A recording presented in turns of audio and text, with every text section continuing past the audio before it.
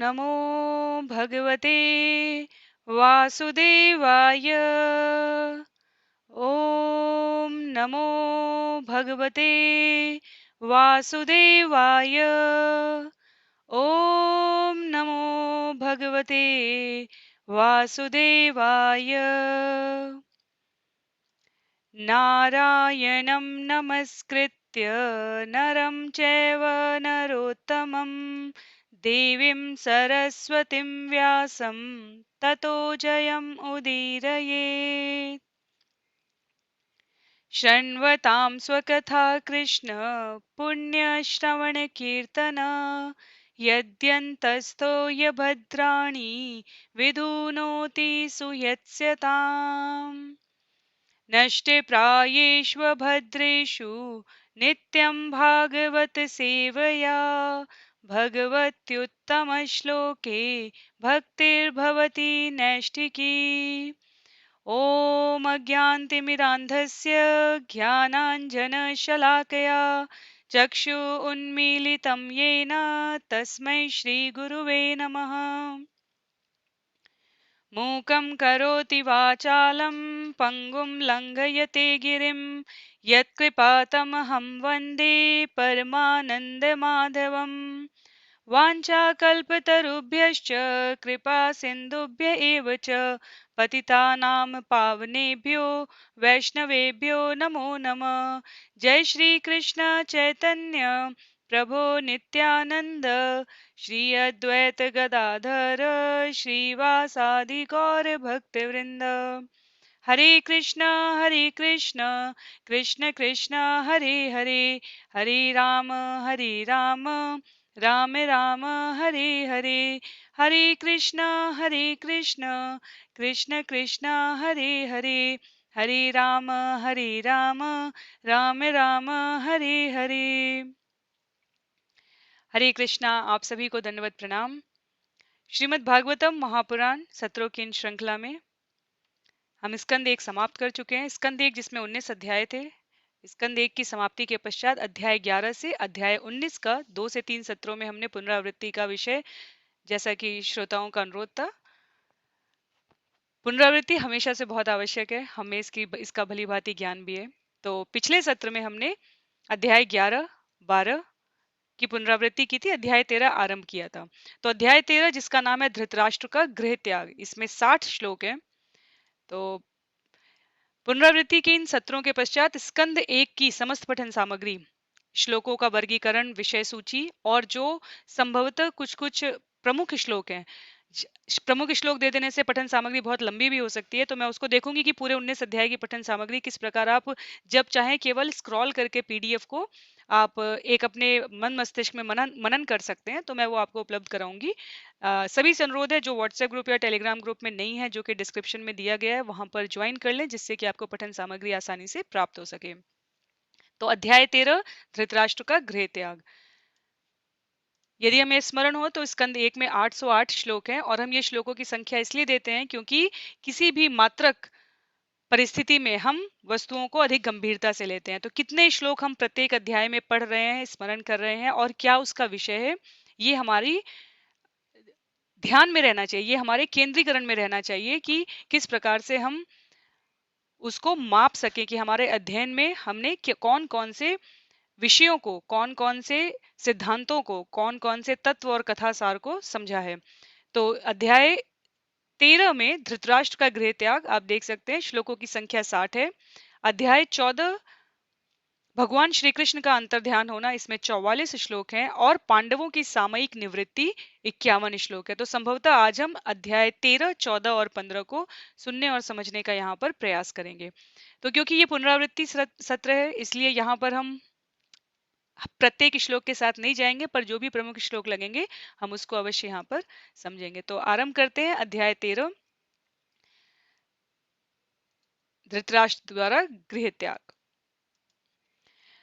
विषय सूची अध्याय 13 की कुछ इस प्रकार से है। विदुर महाराज तीर्थ यात्रा से लौट कर आते हैं। महाराज युधिष्ठिर उनका स्वागत करते हैं। महाराज युधिष्ठिर और विदुर महाराज में परस्पर वार्तालाप होता है।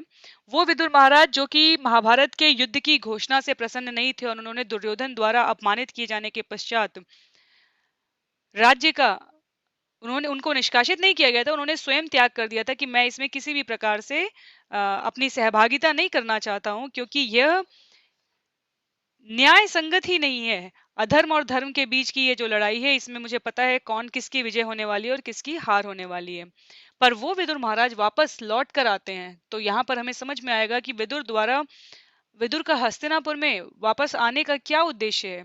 तत्पश्चात धृतराष्ट्र और विदुर का संवाद होता है। विदुर महाराज उनसे कहेंगे धृतराष्ट्र से कि आप अभी तक यहाँ क्यों पड़े हुए हो। तो वो उनको ताड़ना शब्द यहाँ पर प्रयोग हुआ है, ताड़ित करते हैं, अर्थात उन्हें फटकार देते हैं। ताड़ना का अर्थ मारना नहीं है, फटकार है। कड़े शब्दों का प्रयोग करते हैं। उनकी जो सुप्त से भी अधिक सुप्त, अचेत हो चुकी, जिसे हम सरल भाषा में कह सकते हैं कि उनकी ज्ञान चक्षु धृतराष्ट्र के कोमा में जा चुके हैं, उनको जागृत करने का विदुर महाराज यहाँ पर प्रयास करते हैं।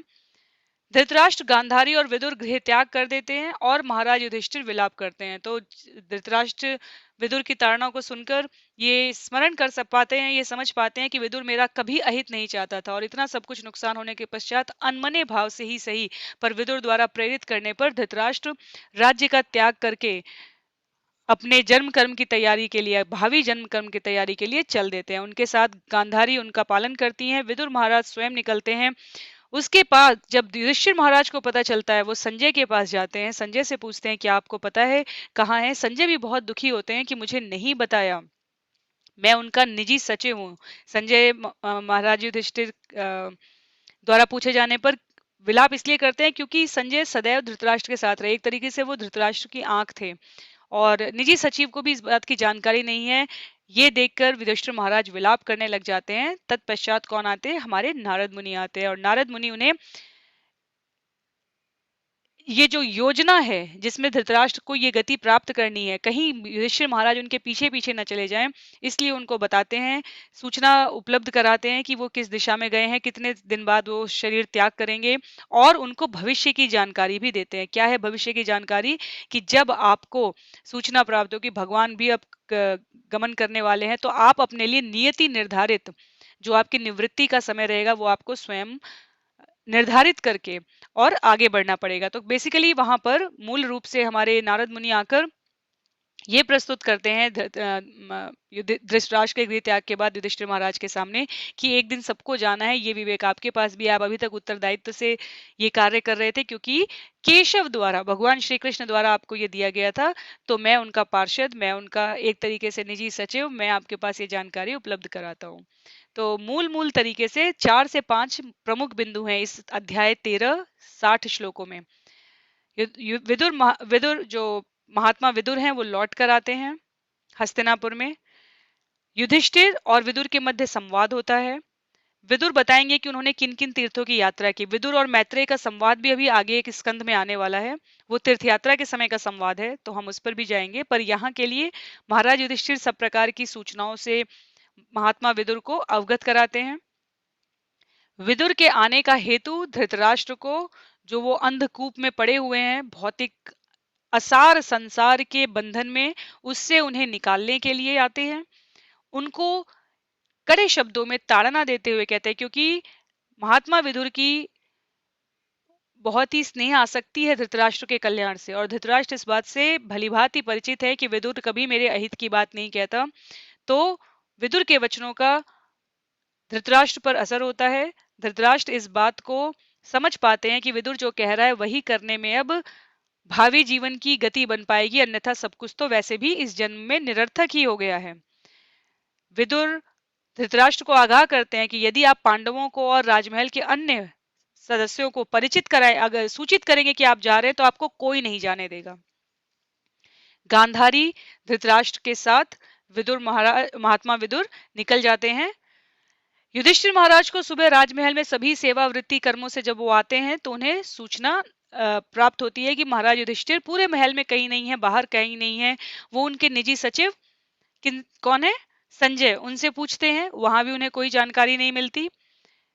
सब व्याकुल हो जाते हैं, वो समझ जाते हैं कि धृतराष्ट्र और गांधारी अकेले कोई कहीं नहीं जाएंगे। इसका अर्थ ये हुआ कि महात्मा विदुर आए थे और उनको लेकर गए हैं। वो अत्यंत दुखित हैं, विलाप कर रहे हैं। उन्हें लगता है कि मैं अपने घर के जो एकमात्र बड़े बूढ़े थे, अब उनकी भी अच्छी प्रकार से व्यवस्था नहीं कर पाया, उनका रख-रखाव अच्छे से नहीं कर पाया, वो इस आत्मग्लानि में रहते ही हैं, तब हमारे देव ऋषि नारद आ जाते हैं। तो ये पूरा संवाद है। श्लोकों के माध्यम से संक्षेप में हम कुछ-कुछ श्लोकों को हम यहाँ पर देखते हुए इस अध्याय को समझना, जो भी हमारे लिए यहाँ पे सार बिंदु तत्व में रहेंगे, उनको हम समझ लेंगे। तो अध्याय 13, यहाँ श्लोक संख्या 1 में सूत उवाच विदुरस्तीर्थयात्रायां मैत्रेयादात्मनो गतिं ज्ञात्वा गाद्धास्तिनापुरं तया वाप्त विवित्सित। तीर्थ यात्रा करते हुए विदुर ने महर्षि मैत्रेयी से आत्मा की गति का ज्ञान प्राप्त किया और फिर वे हस्तिनापुर लौट आए। वे अपेक्षा अनुसार इस विषय में पारंगत हो गए थे। तो विदुर महात्मा वैसे भी बहुत ज्यादा ज्ञानी थे, पर भक्तों का संग, भक्तों की संगति में रहने के पश्चात जब वो इसमें पारंगत स्वयं हो गए, तो उन्होंने जो सबसे निकटस्थ थे उनके कल्याण के लिए निर्णय किया कि वो वापस जाएंगे। कहाँ? हस्तिनापुर जाएंगे। यहाँ पर श्रील प्रभुपाद ने अपने तात्पर्य में विदुर के पिछले जन्म का परिचय दिया है। महात्मा विदुर अन्य कोई नहीं, स्वयं धर्मराज थे, और एक बार एक ऋषि द्वारा शापित किए जाने के पश्चात उन्हें इस भूमंडल पर जन्म लेना पड़ा था। क्यों? क्योंकि एक राजा ने, राजा जो मंडूक ऋषि थे, उनके एक राजा के कार्यकाल में मंडूक ऋषि जब अपने आश्रम में रहते थे, तो राजा के यहाँ से चोरी किए हुए कुछ लोगों के पीछे राजा के सैनिक जा रहे होते हैं। वो जो जिन्होंने चोरी की होती है, वो मंडूक ऋषि के आश्रम में छुप जाते हैं। राज सैनिक वहां आते हैं, उन चोरों को पकड़ते हैं। साथ में वो मंडूक ऋषि को भी लेकर चले जाते हैं, क्योंकि उनको लगता है कि मंडूक ऋषि की सहमति से राजा की चोरी करके ये व्यक्ति यहाँ उपस्थित थे। तो जो राज सेवक हैं, वो चोरों को और मंडूक ऋषि को भी लेके चले जाते हैं। मंडूक ऋषि सैनिकों पे कोई क्रोध नहीं करते, सबको ले जाकर जेल में रख दिया जाता है, वहां अनेक प्रकार से त्रास दिया जाता है। तो भाले की नोक से मंडूक ऋषि को भी त्रास दिया जाता है। और जब राजा को सूचना मिलती है कि मंडूक ऋषि हमारे कारागार में है, तो वो तुरंत आते हैं, क्षमा याचना करते हैं। तो मंडूक ऋषि ने राज सैनिकों से कुछ नहीं कहा, मंडूक ऋषि ने राजा से भी कुछ नहीं कहा। मंडूक ऋषि अपनी तपस्या के बल से सीधे कहाँ पहुंचे? जो जीवों के भाग्य विधाता यमराज हैं, उनके पास पहुंचे। यमराज से उन्होंने पूछा, मैंने ऐसा क्या किया था जिसकी वजह से मुझे ये सजा मिली? इस प्रकार मुझे भाले से त्रास दिया गया और मुझे इस प्रकार अपमानित होना पड़ा चोरी के झूठे अपराध के लिए। तो यमराज कहते हैं कि बचपन में आपने एक तेज नुकीले तिनके से चींटी को भेद दिया था। ऐसे चींटी को आपने आपने भेदा था, इसलिए बड़े होने पर आपको भाले की नोक से इस प्रकार का त्रास लेना पड़ा। कितनी कितनी विचित्र बात है ना, कि कर्म का लेखा जोखा कितने गूढ़, इसलिए कहा जाता है, भगवत गीता में भगवान कहते हैं कि कर्म की गणना बहुत गूढ़ है। यदि कर्म की गणना से स्वयं को संतुष्ट रखना चाहोगे या स्वयं के लिए लाभ कमाना चाहोगे, तो कहीं ना कहीं फंसोगे, निश्चित रूप से फंसोगे। इसलिए क्या करो, सारे कर्म फलों को मुझे समर्पित कर दो, तो आई विल टेक केयर, मैं संभाल लूंगा। मंडूक ऋषि जब धर्मराज से ये सुनते हैं, यमराज से जब ये सुनते हैं कि बचपन की गई इस गलती के लिए मुझे इस प्रकार अपमानित हुआ, तो मंडूक ऋषि ने कहा कि ये तो बहुत बड़ी मूर्खता है यमराज आपकी। बचपन के अज्ञान के लिए दंडित किया जाना किसी प्रकार भी उचित नहीं है, और इसलिए मुनि ने यमराज को शाप दे डाला कि वे शूद्र बन जाए। तो यमराज का जो ये शूद्र अवतार है, वो हमारे महात्मा विदुर हैं, जो धृतराष्ट्र और पांडु के शूद्र भ्राता थे। यदि हमें स्मरण हो तो सत्यवती, इतिहास बहुत पुराना जाता है। सत्यवती सत्यवती और महाराज शांतनु का विवाह जब होता है, गंगा जब शांतनु को छोड़कर चली जाती है, गंगा से भीष्मदेव हैं, जिनका नाम उस समय देवव्रत है, और उसके पश्चात सत्यवती और शांतनु का विवाह होता है। तत्पश्चात सत्यवती के जो दोनों पुत्र होते हैं, वो मारे जाते हैं। अब राज्य के लिए कोई उत्तराधिकारी नहीं बचा है, और देवव्रत स्वयं अंबा अंबिका अंबालिका को, काशी राज की कन्याओं को लेकर आते हैं। तो ये महाभारत के प्रसंग से है। और उसके पश्चात महर्षि पराशर से जो पुत्र हैं वेदव्यास, उनको आमंत्रित किया जाता है वंश परंपरा को आगे बढ़ाने के लिए। तो वहां पर जो दोनों रानियां हैं, वो महर्षि वेदव्यास की वेशभूषा, उनकी बड़ी हुई दाढ़ियां, उनका सांवला शरीर, और क्योंकि वो तो तपस्या से आ रहे थे, इस प्रकार देख के भयभीत हो जाती है।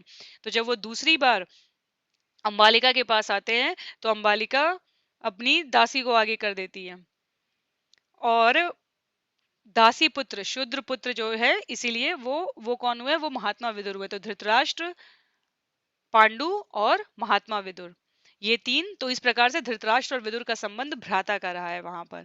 तो ये अवतार लिया है, लेकिन जो उनके पिछले जन्मों की प्रवृत्ति है विदुर महाराज की, हमारे जो महात्मा विदुर है, वो बहुत ही शुद्ध है। इसलिए उन्हें किसी भी प्रकार से अधर्म का मार्ग जो धृतराष्ट्र और उनके पुत्रों द्वारा लिया जाता था, वो कभी भी पसंद नहीं आता था। और जब जब द्रौपदी का चीरहरण हुआ था, उस समय भी विदुर पहले व्यक्ति थे जिन्होंने इस पर अत्यंत आपत्ति की थी सभागार में। पर और जब वो सभागार छोड़कर चले गए, लेकिन जब ये अत्याचार बढ़ता ही गया द्यूत क्रीड़ा के रूप में, या और परिणामतः अंततः आते आते कहाँ आ गया कि अब महाभारत का युद्ध होगा, और धृतराष्ट्र से अनुरोध कर रहे होते थे महात्मा विदुर उस समय कि ये मत कीजिए, तो दुर्योधन ने उन्हें अपमानित शब्द कहे थे। तो विदुर घर छोड़कर तीर्थाटन करने के लिए निकल गए थे, वहां पर उन्हें मैत्रेय मुनि मिले थे। तो ये पूरी विदुर, क्यों यहाँ पर महात्मा विदुर का वृत्तांत समझना आवश्यक है? क्योंकि जो ज्ञान कहा जा रहा है, प्रस्तुत किया जा रहा है यहाँ पर, हमारे वैदिक परंपरा में हमेशा कहा गया कि वो किस स्रोत से आ रहा है, ये समझना बहुत आवश्यक है। गुरु शिष्य परंपरा में, भक्तों की परंपरा में, तो महात्मा विदुर का सारा ज्ञान भक्तों की परंपरा में आ रहा है। वो स्वयं यमराज हैं, किसी भी प्रकार की अनीति वो कभी भी न सहन करेंगे, न स्वयं करेंगे। तो वो विदुर महात्मा, जब समय काल पूरा हो गया, तो वो लौट आते हैं राजमहल में, और उनको देखकर सभी लोग अत्यंत प्रसन्न होते हैं। वहां पर नाम दिए गए हैं अध्याय में कि धृतराष्ट्र, सात्यकी, संजय, कृपाचार्य, कुंती, गांधारी, द्रौपदी, सुभद्रा, उत्तरा, कृपि, कौरवों की अन्य पत्नियां अपने अपने बच्चों के साथ, समस्त निवासी सब आते हैं विदुर महात्मा के दर्शन करने के लिए। और यहाँ पर शब्द प्रयोग किया गया है, ऐसा प्रतीत हुआ मानो उन्होंने दीर्घ काल के बाद चेतना प्राप्त की। क्योंकि महाभारत के भीषण नरसंहार के बाद, यदि आप अंतिम पंक्ति पढ़ें या अनुवाद की, ऐसा प्रतीत हुआ मानो उन्होंने दीर्घ काल के बाद अपनी चेतना फिर से प्राप्त की हो। तो संत समागम का, संतों के आने का, साधुओं के जीवन में प्रकटीकरण का जीवन पे ये प्रभाव होता है कि वास्तव में जो हम प्रतिदिन जीवन जी रहे होते हैं, वो जीवन नहीं हुआ, वो तो एक एक दिन करके मृत्यु के समीप जाने हुआ। जीवन के सिर्फ उन्हीं दिनों की, उन्हीं पलों की, और उन्हीं मिलन की सार्थकता है, योग्यता है, जिसमें भगवत स्मृति हो सके, जिसमें हमारी चेतना के बारे में, आत्म तत्व के बारे में हमें ज्ञान प्राप्त हो सके। तो विदुर के आने से लोगों को लगा कि उनकी चेतना वापस आ गई, उनके शरीर में फिर से प्राणों का संचार हो गया, वे सभी आपस में एक दूसरे से परस्पर मिलने लगे। युधिष्ठिर महाराज ने उनका विधिवत स्वागत सत्कार किया, पर्याप्त विश्राम करने दिया, और तत्पश्चात उन्होंने सबका हालचाल प्रस्तुत किया। तो उन्होंने विदुर युधिष्ठिर महाराज सबसे पहले महात्मा विदुर के प्रति अपनी कृतज्ञता ज्ञापित करते हैं। वो कहते हैं कि आप स्मरण कीजिए, आपको स्मरण है कि कब कब आपने हमें नहीं बचाया। जब भीम को जहर मिला, जब हम लाक्षागृह में थे, जब हम अज्ञातवास में थे, जब द्रौपदी के साथ इस प्रकार अनीति हो रही थी, जब द्यूत क्रीड़ा में मेरे साथ छल हो रहा था, आपने हर जगह पे हमारी रक्षा की है। और फिर वो पूछते हैं विदुर महाराज से कि आपने पृथ्वी पर विचरण करते हुए अपनी जीविका कैसे चलाई, किन किन पवित्र स्थलों तथा तीर्थ स्थानों पर आपने सेवा की, ये भी बताइए। तो विदुर महाराज से ये सारे प्रश्न युधिष्ठिर महाराज करते हैं, और वहां पर हमारे आचार्य वर्णन करते हैं कि जहां जहां भक्त जाता है, निश्चित ही वो स्थान पवित्र होते चले जाते हैं। तो विदुर महाराज से वृत्तांत पूछने के क्रम में महाराज युधिष्ठिर ने पूछा, क्या आप द्वारका भी गए थे? वहां पर हमारे यदुवंशी मित्र, शुभचिंतक उनसे मिले, जो नित्य नित्य प्रतिदिन भगवान श्री कृष्ण की सेवा में तत्पर रहते हैं, क्या आप उनसे भी मिले? और उसके पश्चात आपने सुना होगा ना उनके बारे में, क्योंकि कुछ समय बीत चुका था हस्तिनापुर से गए हुए भगवान श्री कृष्ण को। तो विदुर पहले व्यक्ति थे जो बाहर से आए थे, और तीर्थ यात्रा के क्रम में महाराज युधिष्ठिर को विश्वास था कि निश्चित रूप से महात्मा विदुर द्वारका अवश्य गए होंगे। पर बहुत ही कष्टमय बात है कि युधिष्ठिर द्वारा ये पूछे जाने पर कि वे अपने अपने घरों में सुखपूर्वक है ना, महात्मा विदुर को ज्ञात था कि यदुवंश का विनाश हो चुका है, जिसे हम अगले अध्याय में समझेंगे। और भगवान श्री कृष्ण अपनी लीला यहाँ से समाप्त करके जा चुके हैं, पर फिर भी उस एक विषय के अलावा महात्मा विदुर ने क्रमशः सब कुछ कह सुनाया, जो कुछ भी उनका अनुभव था और जो भी महाराज युधिष्ठिर ने प्रश्न किया था। लेकिन महात्मा विदुर इतने दयावान हैं, शब्द यहाँ पर प्रयोग हुआ है नन्व प्रियम दुर्विषहम नृणाम स्वयं उपस्थितम नावेदयत् स करुणो दुखिता न दृष्टुमक्षम। दयावान महात्मा विदुर पांडवों को कभी भी दुखी नहीं देख सकते थे, अतः उन्होंने इस अप्रिय तथा असह्य घटना को प्रकट नहीं होने दिया, क्योंकि आपदाएं तो अपने आप आती हैं, उन्हें आमंत्रित नहीं करना होता। नियति से आत्माएं अपने आप आती ही आती हैं। तो इस प्रकार अपने कुटुंबियों द्वारा देवतुल्य सम्मानित होकर महात्मा विदुर ने कुछ समय तक अपने बड़े भाई की मनोदशा ठीक करने के लिए और सबों को सुख देने के लिए वहां पर अपनी उपस्थिति को सुनिश्चित किया। पर उनका ध्यान केंद्रित था, क्या ध्यान केंद्रित था उनका? उनका ध्यान केंद्रित था कि वो किस कार्य से यहाँ पर आए हैं। कुछ समय के पश्चात महाराज युधिष्ठिर को कुशलतापूर्वक शासन करते हुए देखने में और उनको जो भी आवश्यक नीति निर्देशक तत्वों का मार्गदर्शन देना था वो सब देते हुए महात्मा विदुर अब गंभीरता से प्रयास करने लगे कि किस प्रकार धृतराष्ट्र को यहाँ से निकाला जाए। तो वो यहाँ पर शब्द प्रयोग करते हैं, आप देखिए तो किस प्रकार भय ने आपको वशीभूत कर रखा है। विदुरस्तदभिप्रेत्य धृतराष्ट्रम अभाषत राजन निर्गम्यताम शीघ्रम पश्येदम भयमागतम। महात्मा विदुर जानते थे कि ये सब हो रहा है, इसलिए उन्होंने धृतराष्ट्र को संबोधित करते हुए कहा, हे राजन, कृपा करके आप यहाँ से शीघ्राति शीघ्र निकलिए, विलंब न कीजिए। जरा देखिए तो भय ने आपको किस प्रकार वशीभूत कर रखा है। तो वो कौन सा भय है? वो भय है जैसे जैसे आसक्ति इस जगत में बढ़ती जाती है, वैसे वैसे भगवान से हमारी दूरी बढ़ती जाती है और कोई भी कितना भी चाहे मृत्यु के क्रूर पंजे से नहीं बच सकता। तो यहाँ पर महात्मा विदुर उसी बात का स्मरण कराना चाह रहे हैं कि चाहे कितनी भी वैज्ञानिक प्रगति हो जाए, न बुढ़ापे का पूर्णतः कोई उपचार है और ना ही मृत्यु का। मृत्यु का उपचार तो रावण, कंस, हिरण्यकशिपु को भी नहीं मिला वरदान प्राप्त करते समय। उनको भी कहा गया कि किसी न किसी प्रकार से ये शरीर आपको छोड़ना ही पड़ेगा। तो विदुर महात्मा ये सारा ज्ञान देते हैं धृतराष्ट्र को, और धृतराष्ट्र इस विषय को भली भांति समझ भी जाते हैं। क्यों? क्योंकि वो उनको ताड़ना दे रहे हैं, थोड़े कठिन कड़े शब्द प्रयोग कर रहे हैं। कैसे कठिन शब्द हैं? शब्द यहाँ पर प्रयोग हुए हैं, पितृ भ्रातृ सुहृत पुत्रा हतास्ते विगतम वयम आत्मा च जरयाग्रस्त पर गेहम उपाससे। आपके पिता, भाई, शुभचिंतक तथा पुत्र सभी मर चुके हैं और दूर चले गए हैं। आपने स्वयं भी अपने जीवन का अधिकांश समय व्यतीत कर लिया है। अब आपके शरीर को बुढ़ापे ने आ दबोचा है और आप पराये घर में पड़े हुए हैं। तो पराये घर में पड़े हुए के यहाँ पर दो आशय हैं। पहला तो ये जो शरीर है वो भी पराया घर है, क्योंकि आत्मा तो जब जरूरत पड़ेगी, जिस प्रकार से शरीर धारण करना होगा उस प्रकार का शरीर लेगा। और दूसरा पराया घर ये कि ये वही युधिष्ठिर है जिनके प्रति अनीति करते हुए अपने पुत्रों को देख जानते हुए भी आपने कभी नहीं रोका। तो इनको तो आपने कभी अपना माना ही नहीं था, पर फिर भी आज आप राजमहल में इन्हीं के टुकड़ों पर, शब्द वास्तव में आचार्य लोग जब इसकी प्रस्तुति करते हैं तो कहते हैं कि आप इनके टुकड़ों पर पल रहे हैं। अब कहाँ है आपकी बुद्धि? आप जन्म से अंधे रहे हैं और अब आप बहरे भी हो चुके हैं। आपकी स्मृति कम हो गई है और आपकी बुद्धि विचलित हो गई है। आपके दांत हिल चुके हैं, आपका यकृत खराब हो चुका है और आपको कफ निकल रहे हैं। कितनी सुंदर भाषा है ये, सुंदर इस संदर्भ में कि किसी धर्मशास्त्र में हमें इस प्रकार की ताड़ना सुनने को, सिर्फ इसीलिए भागवतम में कहा जाता है कि ऐसा कुछ नहीं है जो भागवतम में नहीं है। अंध पुरैव वधिरो मंद प्रज्ञास्य सांप्रतम विशीर्ण दंतो मंदाग्नि सराग कफ मुद्वहन। आप जन्म से अंधे रहे हैं, बहरे हो चुके हैं, स्मृति कम हो गई है, बुद्धि विचलित हो गई है, दांत हिल चुके हैं, यकृत खराब हो चुका है और आपको कफ निकल रहा है। तो इसलिए यहाँ पर शब्द प्रयोग हुआ था, उनकी वास्तविक स्मृति का, स्थिति का स्मरण करा रहे हैं। और आप कौन हैं? जीवित रहने की प्रबल इच्छा आप में इतनी ज्यादा है कि आप एक घरेलू कुत्ते की भांति रह रहे हैं और भीम द्वारा दिए गए जूठन को खा रहे हैं।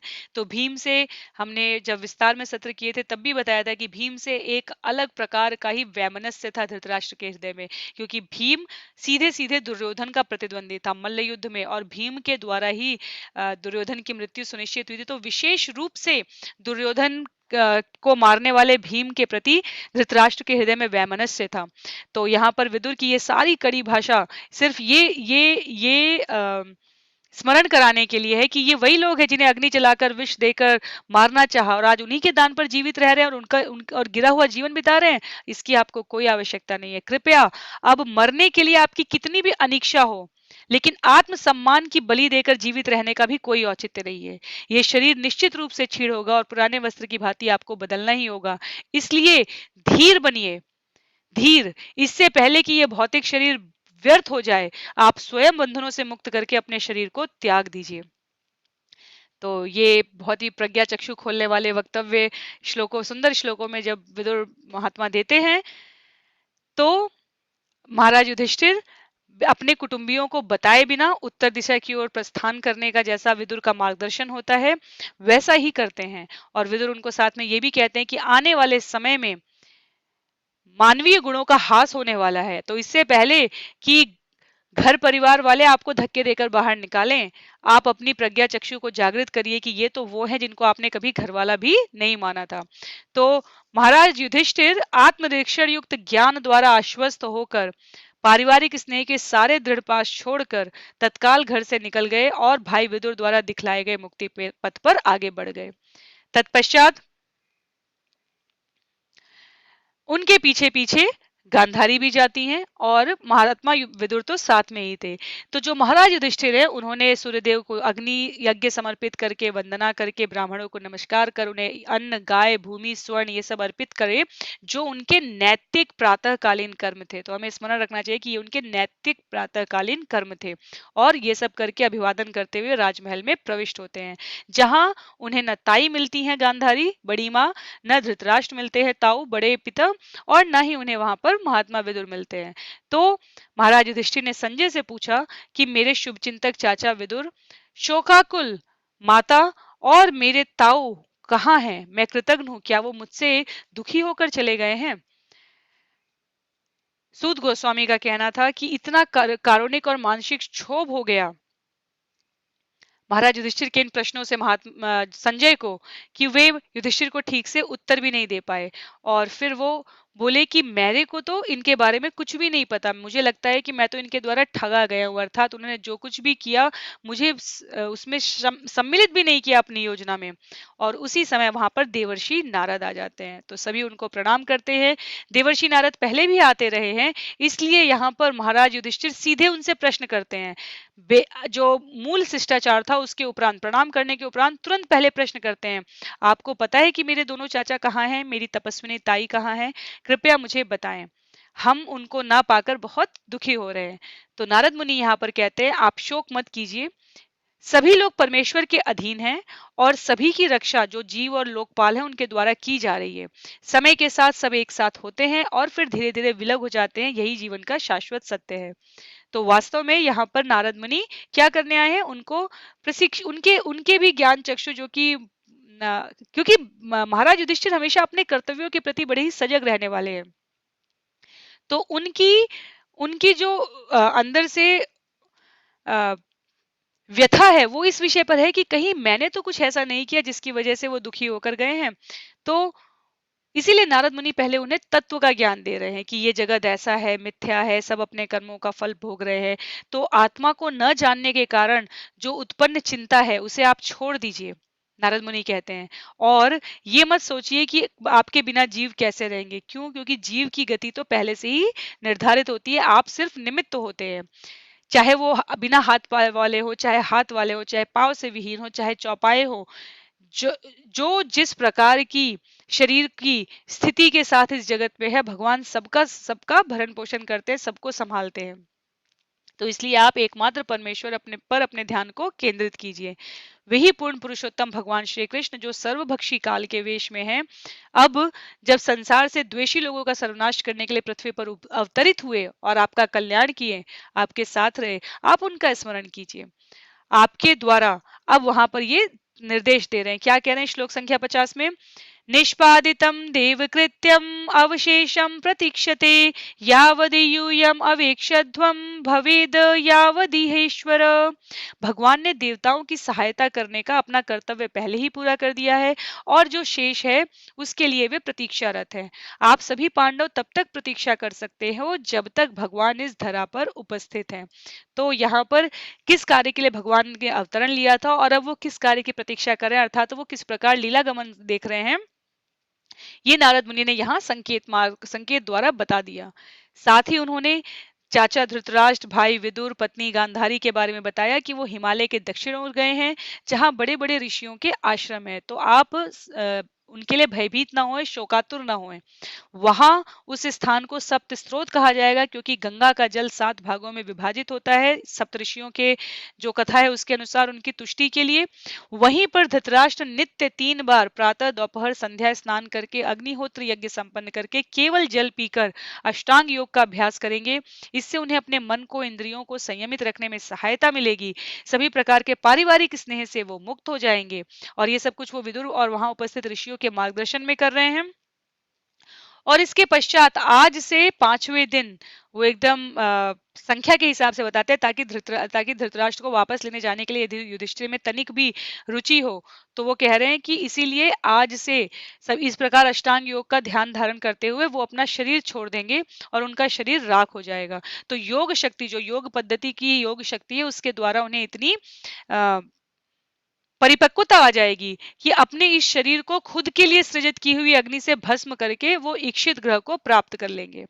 अपने पति को योग शक्ति से इस प्रकार जलते हुए देखकर कुटिया समेत जो साध्वी पत्नी है गांधारी, वो एकाग्रता पूर्वक ध्यान मग्न होकर अग्नि में प्रवेश कर जाएंगी। और जो हर्ष और शोक से अभिभूत हैं महात्मा विदुर, हर्ष इसलिए कि अंत में ही सही पर युधिष्ठिर महाराज धृतराष्ट्र को उनकी गति प्राप्त होगी, और शोक इस विषय का कि यदि उन्होंने जीवन भर इस पर किया होता व्यवहार और तो क्या दिव्य गति प्राप्त हो गई होती। ये सब कुछ जितना भी कितने यश के भागी होते वो इतिहास में किस प्रकार से उनका नाम लिखा जा सकता था। शोक इस बात का भी कि शरीर संबंध से ही सही जो उनके भ्राता थे अब वो इस धराधाम को छोड़कर जा चुके हैं। तो विदुर फिर पवित्र तीर्थ स्थानों में चले जाते हैं। तो महाराज युधिष्ठिर को इस प्रकार सांत्वना देने के बाद महर्षि नारद वीणा समेत बाह्य आकाश में चले गए और युधिष्ठिर ने उनके उपदेशों को हृदय में धारण किया जिससे वे समस्त शोकों से मुक्त हो गए। तो आप देख सकते हैं कि ये श्लोक संख्या 60 में लिखा हुआ है, ऐसा कहकर महर्षि नारद अपनी वीणा समेत बाह्य आकाश में चले गए। युधिष्ठिर महाराज ने उनके उपदेश को हृदय में धारण किया और वे सभी प्रकार के शोकों से मुक्त हो गए। तो ये अध्याय 13 जिसके लिए हमने कहा था कि वो धृतराष्ट्र का गृह त्याग विशेष विषय है, आगे और पीछे में विदुर की कथा और अंत में महाराज युधिष्ठिर को गति प्रदान करने की। अध्याय 14 जिसका नाम है भगवान श्री कृष्ण का अंतर्ध्यान होना। तो इसकी विषय वस्तु कुछ इस प्रकार है। युधिष्ठिर महाराज भगवान श्री कृष्ण के अंतर्ध्यान होने की आशंका करते हैं। क्यों? क्योंकि पिछले अध्याय में ही नारद मुनि इसकी तरफ स्पष्ट संकेत दे चुके हैं। युधिष्ठिर महाराज को अपशगुन दिखाई देते हैं। वो द्वारका से अर्जुन की वापसी की प्रतीक्षा कर रहे होते हैं जो कि 7 महीने से गए हैं पर अभी तक नहीं आए हैं। तो अर्जुन की वापसी जब होती है तो युधिष्ठिर महाराज उनसे कई तरह के प्रश्न पूछते हैं। पहले अप्रत्यक्ष पूछताछ करते हैं, फिर प्रत्यक्ष पूछताछ करते हैं। वो अर्जुन की गतिविधियां और मन स्थिति देखकर उनसे सीधे पूछते हैं कि क्या भगवान अंतर ध्यान हो गए हैं। तो 5 विषय हैं इस पूरे चर्चा में। हम लोग अध्याय 14 को भी इसी क्रम से श्लोकों के अनुसार सुनने और समझने का प्रयास करते हुए आगे बढ़ेंगे। तो मैं आप लोगों के सामने अध्याय भी उपस्थित कर देती हूँ।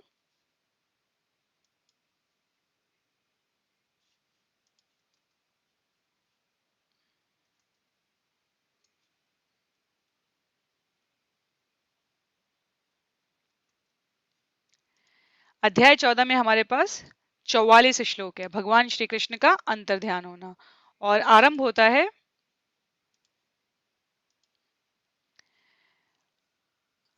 है कि सूत उवाच संप्रस्थिते द्वारकायां जिष्णो बंधु दीक्षया ज्ञातुं च पुण्यश्लोकस्य कृष्णस्य च विचेष्टितम्। श्री सूत गोस्वामी ने कहा, भगवान श्री कृष्ण तथा अन्य मित्रों को मिलने तथा भगवान से उनके अगले कार्यकलापों के विषय में जानने के लिए अर्जुन द्वारका गए हुए थे। और जब अर्जुन द्वारका गए हुए थे तो कथा कुछ इस प्रकार से बढ़ती है कि कुछ माह बीत जाते हैं पर अर्जुन वापस नहीं लौटते। इस बीच महाराज युधिष्ठिर को अनेकों प्रकार के अत्यंत भयानक अपशगुन दिखते हैं और ये देखकर वो बहुत विचलित हो जाते हैं। उनको लगता है कि सनातन काल की गति बदल गई है। उनको लगता है कि ऋतुओं में, शीत ऋतु, ग्रीष्म ऋतु, इनमें इनकी नियमितताओं में अब व्यतिक्रम आ गया, अर्थात ये उसी प्रकार सुचारू रूप से नहीं हो रही है। उनको अपनी प्रजा में अनेक प्रकार के व्यसन दोष दिखने लगते हैं। लोग लालची, क्रोधी, धोखेबाज दिख रहे होते हैं। वे जीविका के लिए अनुचित साधन प्रयोग करते हैं। तत्पश्चात तो उन्हें प्रकृति में दिखता है, उन्हें मनुष्यों में दिखता है, उन्हें आपस में संबंधियों में दिखता है। पारिवारिक मामले में पिता माता पुत्रों के बीच, शुभ चिंतकों के बीच, भाई भाई के बीच, यहाँ तक कि पति पत्नी के बीच भी उन्हें अब झगड़े और सदैव तनाव की स्थिति दिखने लगी। मित्रों के बीच कपट का व्यवहार दिखने लगा। अब मनुष्यों से जब वो नीचे जाते हैं तो उन्हें ऐसा लगता है वो अपने छोटे भाई को अपने भाव व्यक्त करना चाहते हैं, जो कि और कोई नहीं, हमारे भीम हैं। भीम से वो कहते हैं कि कुछ तो गड़बड़ है। वो क्या कहते हैं? युधिष्ठिर उवाच संप्रेषितो द्वारकायां जिष्णुर्बन्धु दीक्षया ज्ञातुं च पुण्यश्लोकस्य कृष्णस्य च विचेष्टितम्। महाराज युधिष्ठिर ने अपने छोटे भाई भीमसेन से कहा, मैंने अर्जुन को द्वारका भेजा था कि वह अपने मित्रों से भेंट कराए और भगवान श्री कृष्ण से उनका कार्यक्रम जानता है। लेकिन क्या हुआ? गता सप्ताधुना मासा भीमसेन तवानुज नायाति कस्य वाहेतो नाहं वेदेदमंजसा। जब से वह गया है तब से 7 मास बीत चुके हैं, फिर भी वह लौटा नहीं। मुझे ठीक से पता नहीं कि वहां क्या हो रहा है। तो युधिष्ठिर महाराज का हृदय आशंकित ही है कि क्या जैसा देवर्षि नारद ने इंगित किया था, मर्त्यलोक की लीलाओं को छोड़कर जाने का भगवान का समय आ चुका है। क्या अर्जुन बिल्कुल बावरा जैसा हो चुका होगा ये सुन के, और वो सही स्थिति में नहीं है और इसलिए यहाँ पर नहीं आ पा रहा है? क्या मैं मनुष्यों और प्रकृतियों की क्या बात करूं? जो आसपास दैवी प्रभाव है, पृथ्वी की प्रतिक्रिया है, शारीरिक आपदाएं हैं, जो मेरी प्रजा का स्वभाव है, वो सब कुछ भविष्य में आने वाले किसी खतरे का संकट दे रही हैं। इतना ही नहीं, व्यक्तिगत रूप से मेरे बाएं भाग, मेरी जांघें, भुजाएं, आंखें फड़क रही है, भय से मेरा हृदय धड़क रहा है। ये सब अत्यंत अनिष्ट घटना को सूचित करने वाला प्रतीत होता है। वो भीमदेव से आगे बढ़ते हुए कहते हैं, अब मैं जब जानवरों की बात करूं, पक्षियों की बात करूं, तो ये सियारिन उगते सूरज को देखकर रो रही है। ये कुत्ता निर्भय होकर मुझ पर भौंक रहा है। ये गाय जैसी उपयोगी पशु मेरे बाई ओर से निकल रहे हैं। गधे मेरी प्रदक्षिणा कर रहे हैं। घोड़े मुझे देखकर रो रहे हैं। कबूतर मृत्यु का दूत प्रतीत हो रहे हैं। उल्लू अपने प्रतिद्वंदी कौवों की चीखों के साथ चिल्ला रहे हैं। ये पूरा संपूर्ण ब्रह्मांड लगता है शून्य होता जा रहा है। ऐसा प्रतीत हो रहा है कि मानो पर्वत और पृथ्वी कांप रहे हैं। बादलों की यह गर्जन तो सुनो, आकाश से गिरते वज्रपात को तो देखो। तो महाराज युधिष्ठिर को सर्वत्र ही बिखरा हुआ धूल, अंधेरा, रक्तिम आपदाओं की वर्षा करते बादल, तेज बहती हुई वायु, सूर्य की मंद किरणें और तारे आपस में परस्पर भिड़ते हुए ऐसे दिख रहे हैं कि नदियां, नाले, तालाब, जलाशय, मन सब कुछ विक्षुब्ध हो चुका है। घी से अग्नि नहीं जल पा रही है। तो आखिर होने क्या वाला है? बछड़े गौवों के थनों में मुंह लगा रहे हैं। गौवें दूध नहीं दे रही हैं, वो आंसुओं से भरी हुई केवल रंभा रही हैं। बैलों को चरागाह में अब कोई प्रसन्नता नहीं है। मंदिर में अर्चा विग्रह से आंसू पसीजते हुए प्रतीत हो रहे हैं। और ऐसा लगता है कि ये ग्राम, ये कस्बे, ये बगीचे, ये खाने, ये आश्रम, सब कुछ अब सौंदर्य विहीन हो चुका। मैं बहुत व्याकुल हुआ जा रहा हूँ कि ये किस प्रकार की विपत्ति अब आने वाली है। तो ये जितना भी उथल पुथल का संकेत कर रहे हैं महाराज युधिष्ठिर अपने अपने इन सारे वक्तव्यों के द्वारा, वो किस बात को सूचित कर रहा है कि पृथ्वी के एक बड़े सौभाग्य की हानि होने वाली है। अर्थात इनका जो उल्टा होता है वो भगवान की उपस्थिति से होता है। जिस जीवन में भगवान होते हैं, जिस समाज में भगवान होते हैं, जिस परिवार और इकाई में भगवान केंद्र में होते हैं, वहां सब प्रकार की शुभता होती है। और जब भगवान वहां से निकल चुके होते हैं तो वो पृथ्वी के उसके कारण, पृथ्वी की जो स्थिति है उसके कारण कहते हैं कि पृथ्वी के सौभाग्य में हानि होने वाली है। जब महाराज युधिष्ठिर इस प्रकार विलाप कर ही रहे थे, अपनी व्याकुलता प्रस्तुत कर ही रहे थे, तो अर्जुन यदुओं की पुरी अर्थात द्वारका से वापस आ जाते हैं। उनका सिर झुका हुआ है, उनके नेत्रों से आंसू झर रहे हैं।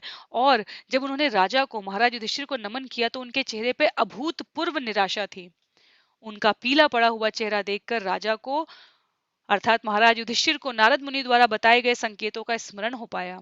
उन्होंने तुरंत पूछा, क्या हमारे मित्र संबंधी यदुवंश के सारे सदस्य सुख से जीवन बिता रहे हैं? तो ये अप्रत्यक्ष प्रश्न हुआ। क्या मेरे नाना शूरसेन प्रसन्न हैं? मेरे मामा वसुदेव और उनके छोटे भाई तो ठीक है? देवकी इत्यादि उनकी पत्नियां तो सकुशलता से हैं, उनकी पुत्र और बहुएं ये सब सुखी हैं। तो ये सब अप्रत्यक्ष प्रश्न पूछते पूछते पूछते महाराज युधिष्ठिर सबके बारे में पूछ डाले, उग्रसेन के बारे में, अन्य सभी वंशजों के बारे में, पुत्रों के बारे में। अब उन्होंने प्रद्युम्न कैसे हैं ये पूछा, जो भगवान के पूर्णांश हैं। उनसे सुषेण, चारुदेशन, जाम्बवती पुत्र सांब, ऋषभ, ये सब अपनी अपनी जगह ठीक से तो हैं। जब ये सब कुछ पूछ डाला उन्होंने, तो वो कहते हैं, क्या भगवान बलराम और कृष्ण सुरक्षित हैं? कि वो अपना कार्य तो ठीक से कर पा रहे हैं? वो हमसे जिस नित्य मैत्री पाश में बंधे हुए, क्या उन्हें हमारी स्मरण तो है? क्या वो कुशलता से हैं?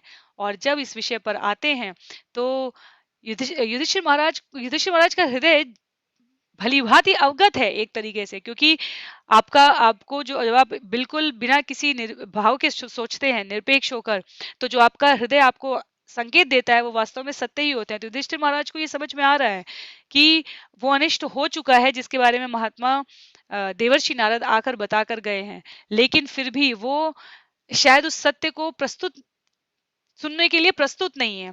तो इसलिए सभी प्रकार के वर्णन को पूछने के पश्चात वो कहते हैं कि भगवान अपनी पत्नियों के साथ, रानियों के साथ, पटरानियों के साथ सुरक्षित तो हैं। भगवान की बाहुओं से पूरा यदुवंश निर्भय है।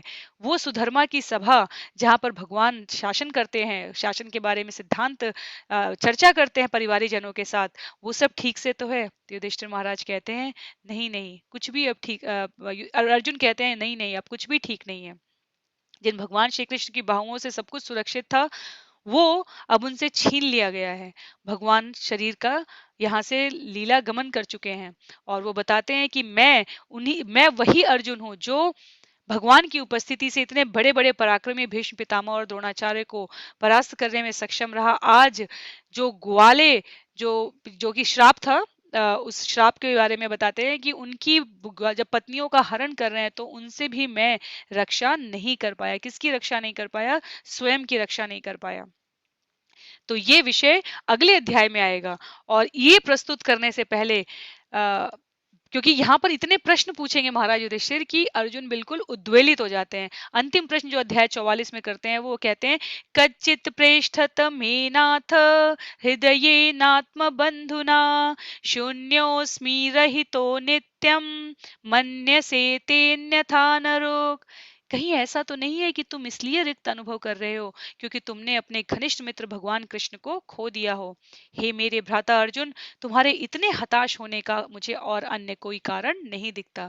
तो ये 14वां अध्याय जहां समाप्त होता है, वहां युधिष्ठिर के प्रश्न है। और 15वां अध्याय जो मैं बता रही थी कि जहां पर पांडवों की सामयिक निवृत्ति का विषय आएगा, वहां पर आरंभ में हमारे अर्जुन बोलना शुरू करेंगे।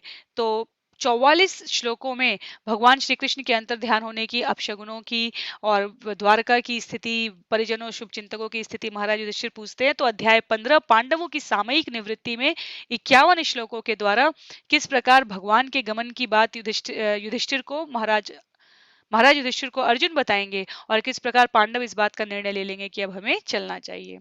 तो हम लोग अध्याय 15 को संक्षेप में देख लेते हैं। तो हमने 13वां अध्याय किया, हमने 14वां अध्याय किया, और अब हम लोग 15वें अध्याय की विषय सूची को समझ लेते हैं। तो जैसा हमने कहा है कि 15वें अध्याय में 44 श्लोक यहाँ पर जो क्या समाप्त हुए 14 में, तो 51 श्लोकों के द्वारा पांडवों की सामयिक निवृत्ति, इसकी विषय सूची क्या है? तो हम अध्याय 15 देख रहे हैं अभी। कृष्ण के वियोग की तीव्र अनुभूति करते हुए अर्जुन कृष्ण के साथ के घनिष्ठ संबंध और उनके संरक्षण का स्मरण करते हैं।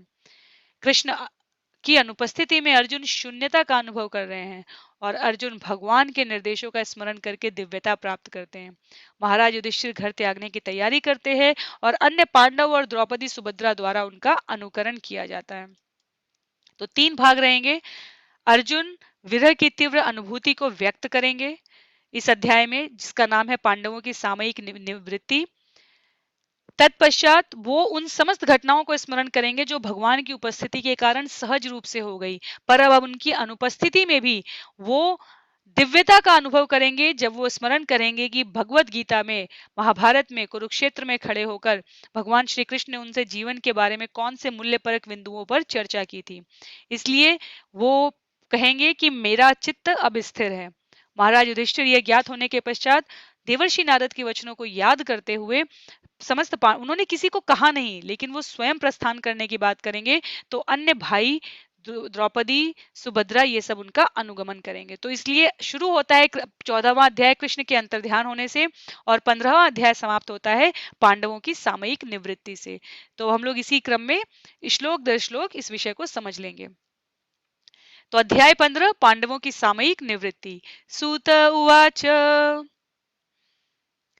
एवं कृष्णसख कृष्णो भ्रात्रा राज्ञा विकल्पित नानाशंकास्पदं रूपं कृष्ण विश्लेषकर्षित। सूत गोस्वामी ने कहा, भगवान कृष्ण का विख्यात मित्र अर्जुन महाराज युधिष्ठिर की सशंकित जिज्ञासाओं के अतिरिक्त भी कृष्ण के वियोग की प्रबल अनुभूति के कारण शोक संतप्त था। तो अत्यधिक शोक संतप्त हो चुके थे अर्जुन, उनका गला रुंध चुका था, और इसलिए युधिष्ठिर की जो विभिन्न सशंकित जिज्ञासाएं थी उनका वो ठीक से उत्तर नहीं दे पा रहा था।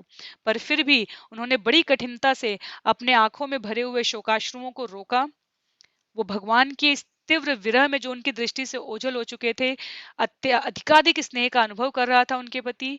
जितनी शुभकामनाएं, आशीष, घनिष्ठ पारिवारिक संबंध, भगवान द्वारा अर्जुन का रथ हाँकना कुरुक्षेत्र के युद्ध स्थल में, वो सब सोचते हुए अर्जुन का गला रुंध आता है और वो कुछ बोलने का प्रयास करते हैं।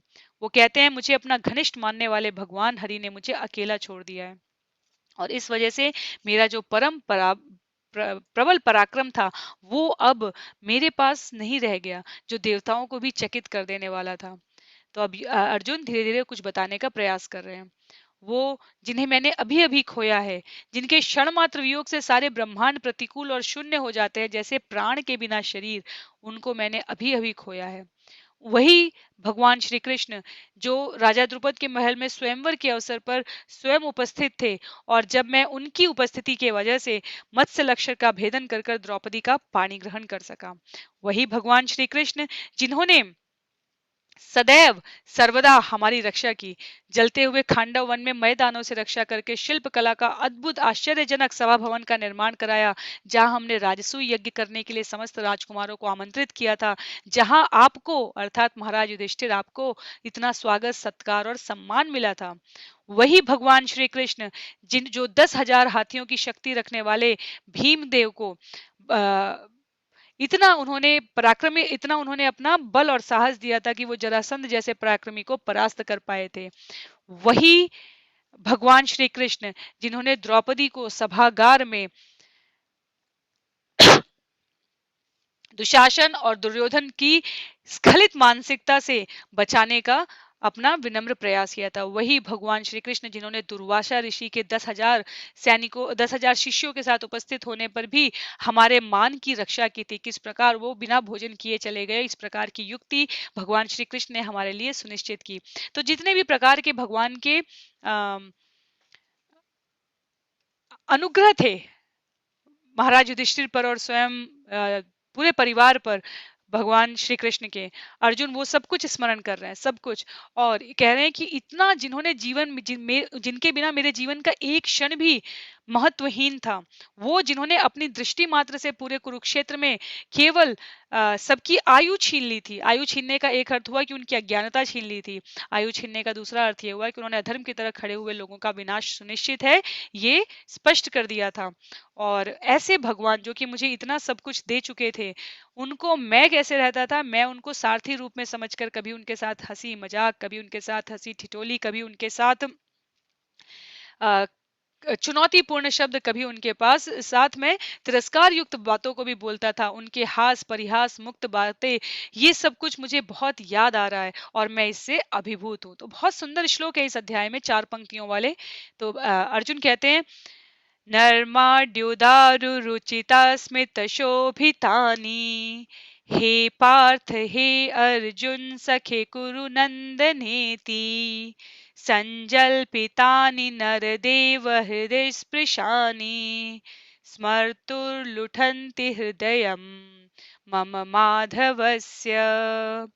हे राजन, उनके परिहास तथा उनकी मुक्त बातें अत्यंत सुहावनी तथा सौंदर्य से अलंकृत होती थी। हे पार्थ, हे सखा, हे कुरुनंदन कहकर उनका पुकारना तथा उनकी समस्त सहृदयता की अब मुझे याद आ रही है और मैं अभिभूत हूँ। तो कितना भी उनके बारे में बोलते जाएंगे, साथ साथ सोने बैठने उठने घूमने जाने, एक दूसरे की प्रशंसा करने, एक दूसरे को ऊटपटांग बातें कहने, एक दूसरे से क्षमा मांगने, एक दूसरे के प्रति सच्ची मित्रता व्यक्त करने के जितने भी अवसर आए, उसमें जो मेरे सर्वाधिक प्रिय शुभ चिंतक पूर्ण पुरुषोत्तम भगवान श्री कृष्ण उपस्थित थे, आज वो अलग हो गए हैं, उनसे मैं विलग हो गया हूँ और इसलिए मेरा हृदय शून्य के समान हो चुका है। मुझे कुछ भी, वही गांडीव है, वही मैं अर्जुन हूँ और वही तीर हैं, वही घोड़े हैं, वही खींचा जाने वाला रथ है, उनको प्रयोग करने वाला मैं अर्जुन आज उनकी अनुपस्थिति में बिल्कुल बंजर जमीन की तरह बिल्कुल हत प्राय हो चुका हूँ। मेरे अंदर अब किसी भी प्रकार का शौर्य और किसी भी प्रकार की वीरता पराक्रम की गाथाएं रचने का साहस नहीं बचा है। तो भगवान की उपस्थिति के बिना भक्त की क्या दशा हो जाती है, इसका ये वर्णन कर रहे हैं शरीर रूप से हमारे अर्जुन यहाँ पर महाराज युधिष्ठिर के सामने। और उसके पश्चात वो कहते हैं कि इस प्रकार जो इतने हतभाग्य महसूस कर रहे थे अर्जुन, वो क्या कहते हैं, वो भगवान के उपदेशों को सहसा स्मरण करते हैं जो अत्यधिक घनिष्ठता में भगवान ने उन्हें दिए थे। और इससे क्या हो गया, अर्जुन का मन शांत और समस्त भौतिक कल्मशों से रहित हो गया। तो यहाँ पर सूत गोस्वामी कहते हैं, सूत उवाच एवं चिन्तयतो जिष्णो कृष्णपाद सरोरुहं सौहार्देनातिगाढ़ेन शांतासी द्विमलामती। सूत गोस्वामी ने कहा, इस प्रकार भगवान के उपदेश जो अत्यधिक घनिष्ठ मित्रता में प्रदान किए गए थे, उसके विषय में सोचने में और उनके चरण कमलों का चिंतन करने में तल्लीन अर्जुन का मन शांत और समस्त भौतिक कल्मशों से रहित हो गया। तब उनको वो ज्ञान की स्मृति हो गई। सही समय पर ज्ञान स्मरण भी भगवान की कृपा से होता है। तो भगवान के चरण कमलों का निरंतर चिंतन करने से अर्जुन की भक्ति उनकी तरफ तेजी से बढ़ गई। उनके जीवन में जो विचारों का मैल आ गया था वो समाप्त हो गया। उनकी लीला और कार्यकलापों के कारण जो उनकी अनुपस्थिति में अर्जुन लग रहा था कि उपदेशों को भूल गए थे, वो पुनः अपनी इंद्रियों के स्वामी बन गए उन उपदेशों का स्मरण करके। और इसीलिए आचार्य कहते हैं, भगवत गीता, श्रीमद् भागवतम, चैतन्य चरितामृत हमारे जीवन में नित्य प्रति होना चाहिए। क्यों? क्योंकि ये जो बाहरी भौतिक प्रवृत्ति का संसर्ग का हमारे ऊपर हर क्षण आक्रमण होता है, उसमें हम अपने ज्ञान की जो सुंदर बिंदु होते हैं उन्हें भूल सकते हैं। तो उन्हें पुनः पुनः और पुनः हमें सिंचित करते रहना चाहिए। भगवत गीता, भागवतम और चैतन्य चरितामृत के नियमित सत्रों का स्मरण करते हुए, मनन करते हुए, उनका पठन करते हुए। तो भगवान कृष्ण का इस प्रकार स्वधाम गमन सुनकर और महाराज युधिष्ठिर द्वारा अर्जुन की ये स्थिति देख करके अब उन्होंने अपने पुनः चित्त को स्थिर कर लिया है। महाराज युधिष्ठिर ने स्वयं के लिए भगवत धाम जाने का निश्चय किया। उनके ये जाने की बात सुनकर कुंती, जो कि तीर्थ स्थान में निवास कर रही थे, धृतराष्ट्र, गांधारी, विदुर, धृतराष्ट्र और गांधारी ने शरीर त्याग कर दिया था। कुंती ये सुनने के पश्चात, महात्मा विदुर पहले से ही तीर्थ धाम में थे, कुंती को जैसे ही ये सूचना प्राप्त होती है कि भगवान शरीर समाप्त कर चुके हैं, कुंती ने भी अपना शरीर छोड़ देते हैं। कृष्ण के यदुवंश के सदस्यों के जिनके जिनके सबके शरीर त्याग हुए थे, उन सब का अब समय समाप्त हो चुका था। तो महाराज युधिष्ठिर ने कहा कि अब मैं भी शरीर त्यागूंगा। ये सुनने के पश्चात जो पांडव थे वो अपने बड़े भ्राता युधिष्ठिर, जो कि पर्याप्त बुद्धिमान थे, जो कि कलयुग के लक्षणों को अब देख भी रहे थे, अपनी प्रजा में जो स्वभाव उपस्थित हो चुका था उनके द्वारा, तो उन्होंने घर छोड़ने की तैयारी की और तदनुकूल वस्त्र धारण कर लिए। उनको ये देखते हुए उन्होंने किसको आसीन किया? परीक्षित महाराज को, जो उनके पौत्र हैं, उनको सिंहासनारूढ़ किए और निकल पड़े। प्रजापात्य यज्ञ करके गृहस्थ जीवन त्यागने के लिए अपने भीतर उन्होंने अग्नि प्रतिष्ठित कर ली और निकल पड़े। तो हस्तिनापुर में उन्होंने परीक्षित को और द्वारका में भगवान श्री कृष्ण के पुत्र पौत्र जो अनिरुद्ध के पुत्र हैं, जो वज्रनाभ जी पुत्र वज्र को मथुरा में शूरसेन का राजा बना दिया। तो द्वारका में उन्होंने पुत्र व्रज को, मथुरा में शूरसेन को और हस्तिनापुर में किसको बनाया? महाराज परीक्षित को बना दिया। और उसके बाद प्रजापात्य यज्ञ करके जीवन त्यागने के लिए, गृहस्थ के साथ साथ जीवन त्यागने के लिए समस्त राजसी आभूषण उतार कर स्वयं को पूर्ण उदासीन और प्रत्येक वस्तुओं से विरक्त होकर उन्होंने प्रस्थान किया। अब तैयारी किया उन्होंने। उन्होंने अपने इंद्रियों को मन में, मन को जीवन में, जीवन को प्राण में, पूर्ण अस्तित्वों को 5 तत्वों के शरीर में तथा अपने शरीर को मृत्यु में समाहित कर दिया। और तत्पश्चात शुद्ध आत्मा के रूप में वे देहात्म बुद्धि से मुक्त हो गए, शुद्ध आत्मा के रूप में। तो आ, ये जो ज्ञान है, ये जो चक्षु है, प्रज्ञा चक्षु, ये तब खुले रहते हैं जब इंसान जीवन भर संसर्ग करता है। त्रित्वे हुत्वा च पंचत्वम तच्चकत्वे जुहोन्मुनि सर्वमात्मन्य जुहवीद ब्रह्मण्यात्मानम अव्ययी। इस प्रकार उन्होंने पंचत्व मय स्थूल शरीर को विनष्ट करके प्रकृति के तीनों गुण में मिलाकर उसे अज्ञानता में मिला दिया और उस अज्ञानता को आत्मा या ब्रह्म में विलीन कर दिया, जो सर्वदा अक्षय है। तो महाराज युधिष्ठिर द्वारा इस प्रकार सुंदर व्यवहार किया गया। उन्होंने सभी प्रकार के बाहरी संपर्क को समाप्त कर दिया, ठोस आहार लेना बंद कर दिया, बोलना बंद कर दिया, बालों को खोल दिया, वो बिल्कुल वृत्ति विहीन व्यक्ति की तरह दिखने लगे। वो किसी प्रकार अपने भाइयों पर आश्रित नहीं, कुछ सुनना नहीं, किसी से कोई बात नहीं करना, और उत्तर दिशा की ओर अपने पूर्वजों और महापुरुषों द्वारा स्वीकृत पथ पर चलते हुए आगे बढ़ते गए। उनको इस प्रकार व्यवहार करते हुए देखकर जो अन्य भ्राता हैं, जिन्हें पता चल गया कि कलयुग का पहले ही संसार में पदार्पण हो चुका है, अपने बड़े भाई के चरण चिन्हों पर चलने लगे। और उनको इस प्रकार जाते हुए देखकर, अर्थात घर के बड़े पुरुषों को इस प्रकार जाते हुए देखकर, जो भगवान भक्ति भाव से भगवान की शुद्ध चेतना में अपने आप को लिप्त कर चुके हैं और वैकुंठ शासी भगवान की ध्यान धारणा में अपने आप को समर्पित कर चुके हैं, वे पांडव जब आगे बढ़े तो द्रौपदी, सुभद्रा, ये दोनों भी भगवान श्री कृष्ण में ध्यान में लीन हो गई और अपने अपने पतियों की सी गति प्राप्त की, अर्थात उन्होंने भी वैकुंठ धाम किया। विदुर महात्मा ने अपना शरीर प्रभास क्षेत्र तीर्थ में त्याग दिया। और अंत में यहाँ पर श्लोक संख्या 51 में सूत गोस्वामी कहते हैं कि पांडवों की इस निवृत्ति का जो वर्णन ध्यान से सुनता है, उसे क्या प्राप्त होता है। य श्रद्धये तद भगवत प्रियाणाम पांडो सुतानामीति संप्रयाणम शृणोत्यलं स्वस्तयनम पवित्रम लब्ध्वा हरौ भक्तिम उपैति सिद्धिम। पांडु पुत्रों द्वारा जीवन के परम लक्ष्य भगवत धाम के लिए प्रस्थान का यह विषय अत्यंत शुभ तथा परम पवित्र है। अतएव जो भी इस कथा को भक्ति भाव पूर्वक सुनता है, वह जीवन की परम सिद्धि भगवत भक्ति को निश्चय ही प्राप्त करता है। तो जीवन की परम सिद्धि क्या है? भगवत भक्ति। वो कैसे प्राप्त होगी? भक्तों की कथा सुनने से, भगवान की लीला कथा सुनने से, भगवान द्वारा बताए गए मार्ग का अनुसरण करने से। तो इस प्रकार अध्याय 13, अध्याय 14 और अध्याय 15 की आज हमने पुनरावृत्ति की। तो अगले सत्र में 16 से लेकर 19 तक के अध्यायों की पुनरावृत्ति का प्रयास रहेगा और इस प्रकार सत्र स्कंध 1 समाप्त होकर हम भगवान की असीम कृपा से स्कंध 2 में प्रवेश करेंगे। तो अगले सत्र में हम जो बचे हुए अध्याय हैं 16, 17, 18, 19 उनकी पुनरावृत्ति का प्रयास करेंगे। श्रील प्रभुपाद की जय, श्रील गुरुदेव की जय, अनंत कोटि वैष्णव वृंद की जय। हरे कृष्णा।